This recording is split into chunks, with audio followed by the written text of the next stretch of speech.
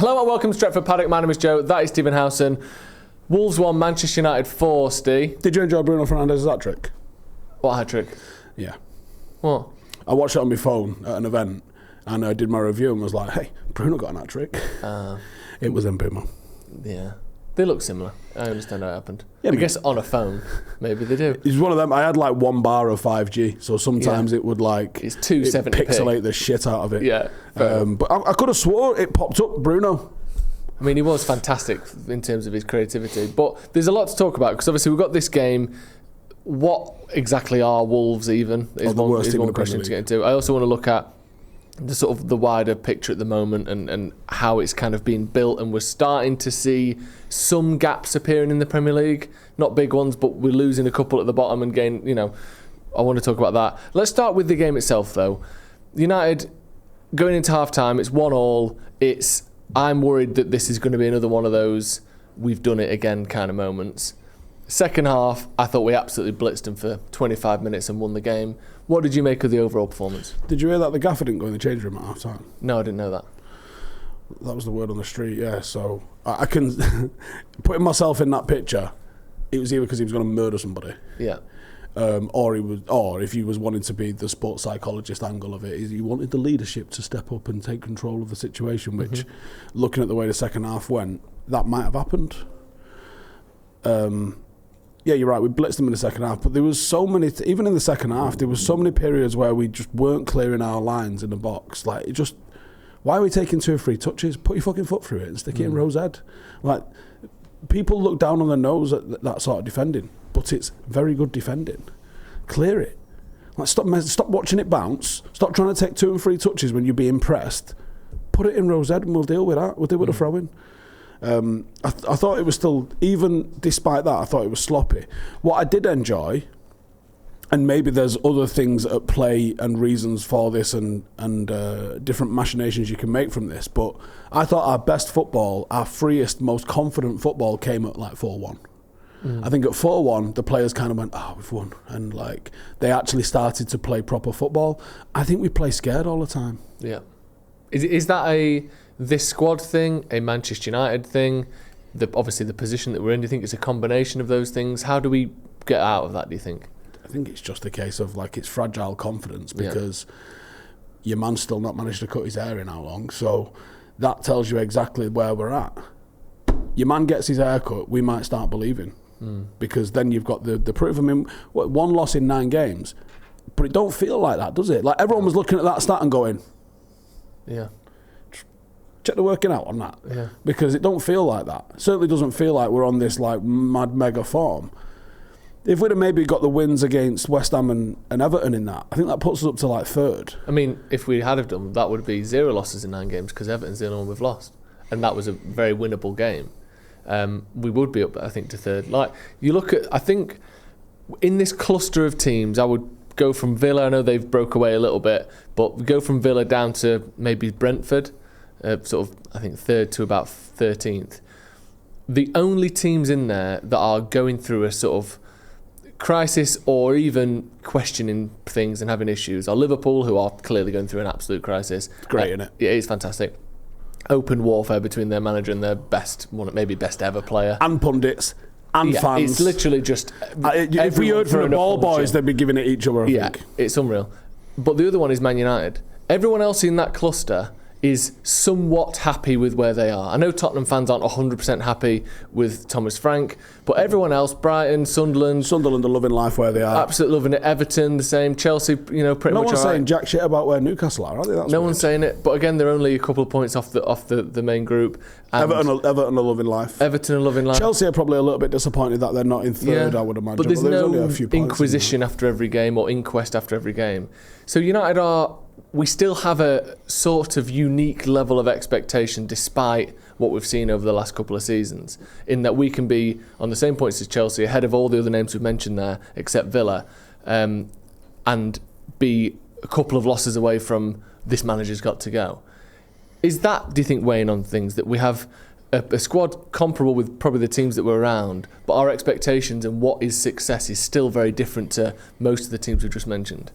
Yeah, and that's always going to be the case, isn't it? But I think Where did we all predict United to finish? I think I was hoping for top 8. Yeah. If I had to sort European of... places it was for me. Yeah, I think that was what... I don't think anyone was thinking top 4, but I think right now, I think we're all looking at top 4, right? Yeah. Maybe that's the way the season's gone. Maybe that's the way we started. I don't know, but expectations for Manchester United should be high. Mm-hmm. You know, I wouldn't ever settle for like, we came 10th, that's an improvement on 15th.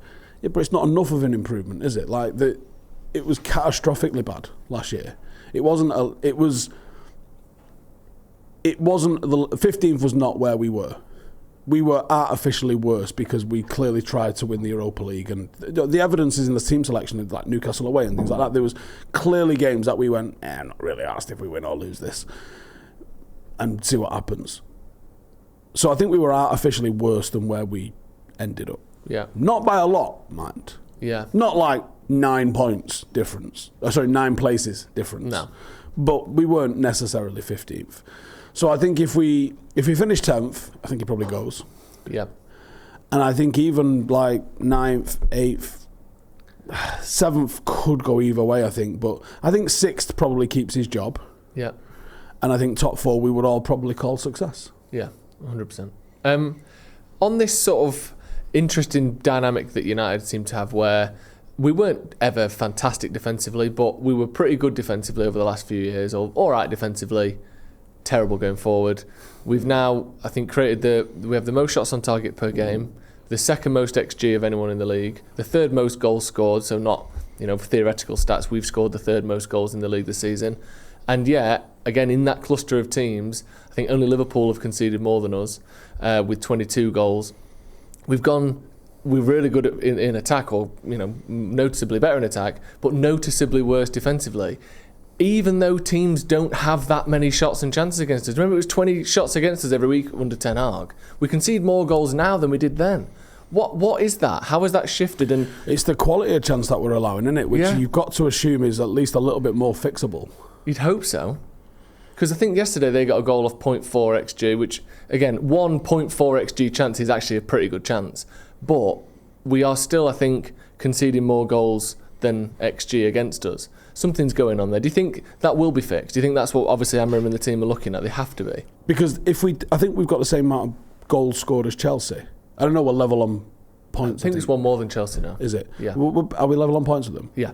But you think, some of those games where if we'd have had we've had still the one clean sheet. Mm. Let's start there, shall we? That's unreal, isn't it? Against West Ham, Everton, Wolves, all these teams. Wolves. I know. And they got a goal against us. They don't score. It was the first goal under Rob Adridge that they scored, and we're still conceding against them. It's bizarre. Teams have these little spells. Obviously, it's very rare that a team completely dominates all 90 minutes. It just very rarely happens. It doesn't happen. No, it doesn't happen. And in the 15th, they had from the 30th minute to half time yesterday, I thought, where they were the better team, and they scored in it. I think that's a mentality thing, because I think we started well, and we often do, and then we kind of get into a rhythm of malaise and just sloppiness. And I think sloppiness was the proper buzzword for yesterday, because it was so sloppy. Even when it were good, it was shit. Mm. You know what I mean? Yeah. There's so many levels that we can be better, that I've seen us be better. Even under Amram, I've seen us be better than just this shit on a stick that we're serving up at times. Mm. But if we end up 4th and it's still shit, I'll be happy. Mason Mount is a player that's sort of getting a bit more attention. Back in the team last few games, back generally in amongst the squad a lot more consistently. Got his goal against Wolves, good running off the ball, brings good energy as well on and off the ball. Is he starting to be the player that we thought we were signing? Do you think you'd put him that level yet, or do you think he's still levels to go? For what we paid for him and what the expectation was, he's still a massive fucking underwhelming signing. You think? However, he is going to be the absolute saviour of our season while everyone's at AFCON. Yeah. Because if he don't step up, no one steps up. There ain't anyone to step up. It's going to be tough, that, isn't it? Who would you play up front in that front three when... Junior Xerxes and Mount right now. Yeah. Or you can maybe make a case for... try Mainu in one of them slots, or try Bruno in one of those slots and bring Mainu into the team, or do something wild like play a fucking youngster like Shea Lacey. That annoyed me yesterday, proper annoyed me. 10 minutes at the end, you're 4-1 up. You've got no options. And you can, on one hand, you can say, well, he's throwing these lads in to give them a bit of a taste of what they might need to know ahead of AFCON. Cool. What happens if Xerxes gets injured? Then who? You don't have any further options. And you can buy a bit of credit with the fans. Yeah. You can change the narrative around he don't trust the youth, he's got no interest in the academy. 10-minute little cameo from Shea Lacey yesterday. Shut up, all of you. Yeah. Done. Completely flip the narrative. Make it a dead positive thing. All the fans will get behind him. And what if he'd have come on and done a madness? That would have been. We were saying the same thing when it was Xerxes and who else came on with 10 minutes ago? Dorgu, yeah. But you still could have brought him on at that moment, I think, couldn't you? There was still you had another sub in the camp. No, that was all 5. Was it? Yeah. But I mean, bring him on as just fucking keep bringing centre halves on. Fuck it. Yeah. Yeah, we didn't need Dorgu on. Or Xerxes, either of them necessarily. Yeah, that would have been good to see. And like you said, changing what people are saying about the manager, even in wins, it's but you're bringing centre halves on for no reason, and you're not doing it with youngsters. Just in terms of the attack, then, do you think the attack is good enough? Not like player for player, but I think the way we're creating chances and stuff. Because against West Ham and Everton, it felt like we ain't got any answers here. We don't know what we're doing, and then all of a sudden you have a sort of relatively realistically comfortable win against Wolves, and then we've got the 3rd best attack in the league. Does it actually put into a bit of perspective that no one is just blitzing everyone they play, or do you still think there's problems there? No, there is problems, because it was dumb football. Against Everton, it was dumb football. Yeah. It was literally dumb football. The difference is, Everton sank into a really tight, narrow and compact low block, and Wolves, for some reason, didn't. Yeah, think about how much. It could be motivation. It could be the fact that they're thinking about the phone calls they've got to make when they get it afterwards to see where they can get a move to in January. Yeah. Get me out of this shithole. It could be the fact that they've already decided they're relegated, and that takes a little bit of fight out of you. But United were very often going up against the back 3, not the back 5 that it was on paper. Yeah, and I think Everton never really gave us that. They fought from minute 1 to the end. So you was trying to compete against the low block. They also had Tarkowski in the middle, and we was putting crosses into Tarkowski. Well done, you bellends. What are we doing? That is stupid, isn't it?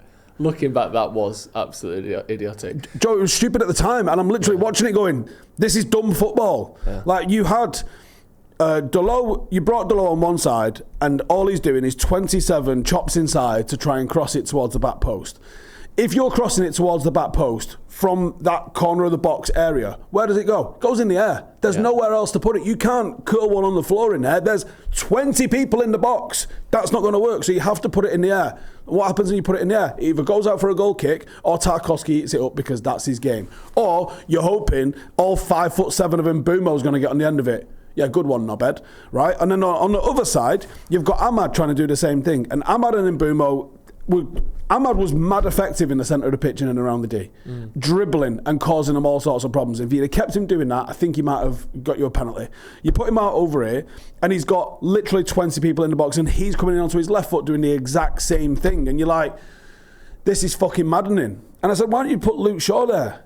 And I said, and ask him to go across it in, but meaning... left foot cross, hit the byline, smash it on the floor across the 6-yard box. Now you're asking questions of the defence. Questions that 50-50, I get a toe on it, 1-0 up the fucking ticks. That's what you need to be doing. You need to start thinking with your fucking brain. You can't just swing crosses into Tarkowski. Honestly, it is fucking... especially when you haven't got Sesko. If you've got Sesko, maybe you've got a bit of a target to aim for, but who are you aiming for? Every single one of those forwards against Everton wants the ball to feet, and you're putting the ball in the air while Tarkowski's there. It's fucking dumb football. So it's nothing to do with... it is a lot to do with the fact it's a low block. But you've also got to understand, when you come up against a low block, what you're looking for is you've got to use the width, you've got to use the underlaps, you've got to use the cutbacks from the byline in towards the penalty spot, edge of the 6-yard box. That's how you fucking score. Manchester City have been showing you how to score like that for 10 fucking years. Go watch them. It's easy. It is weird that we would do that, and that the manager and the players would do that, because all it takes really is a couple of them to just go, actually, let's just do this. Even within the manager's instructions, I'm sure overlapping runs and cutbacks aren't going to be sort of screamed out of them. And again, the manager, why isn't he insisting on that a little bit more? I don't really know, because it is pretty clear you're chipping balls into Tarkowski. You're probably going to lose that battle more often than not. Just in terms of general kind of approach at the moment, it does feel as though still we're 15 games into the season now. We're 6th. We're, I think, 3 points or 2 points basically off top 4.